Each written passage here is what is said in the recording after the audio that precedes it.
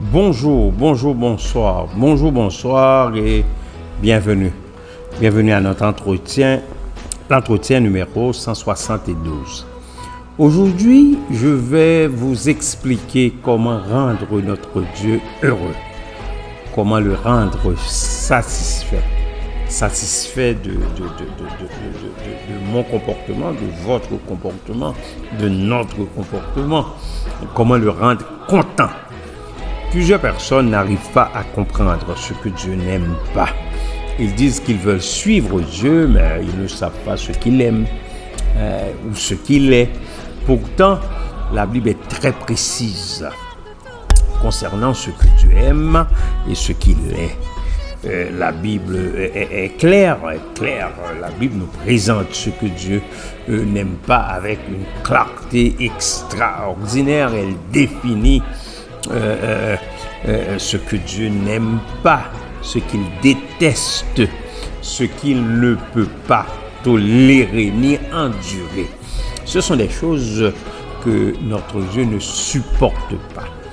Aujourd'hui, je ne veux pas seulement vous dire ce que Dieu n'aime pas, mais je veux vous dire ce qu'il a en horreur, ce qu'il ne peut pas tolérer, ni ce qu'il déteste. Et ces choses-là sont précises. Ils sont au nombre de 6. Pardonnez-moi, 7. D'abord, Dieu n'aime pas les yeux hautains. Celui qui est hautain est aussi méprisant, dédaigneux. Il est orgueilleux et arrogant.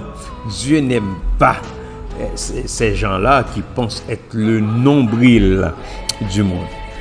Dieu aime plutôt la simplicité et la modestie. La deuxième chose que Dieu n'aime pas est la langue menteuse. Une langue menteuse ne dit pas la vérité. Cette langue est fausse, déloyale et trompeuse. Pourtant, Dieu aime la langue sincère, celle qui est honnête, loyale et droite. La troisième chose que Dieu n'aime pas, ce sont les mains qui répandent le sang innocent, le sang pur, l'ingénu. Dieu a en horreur ces mains-là, chers amis. Dieu n'aime pas le cœur, aussi le cœur qui médite des projets iniques, immérités, des projets injustes, illégaux, des projets immoraux.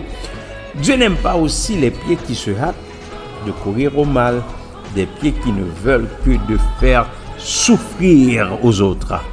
Dieu n'aime pas le faux témoin qui dit des mensonges, celui qui ne dit pas la vérité. Dieu n'aime pas ces gens-là. Dieu n'aime pas ces personnes-là qui disent des mensonges. Et finalement, Dieu n'aime pas celui qui excite des querelles entre les frères.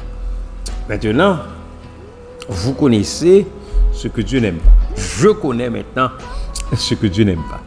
Nous connaissons ce que Dieu, ce qu'il n'aime pas.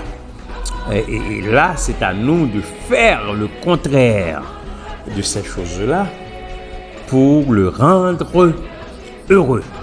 Kléber Jean-Charles vous a parlé. Au revoir et à bientôt.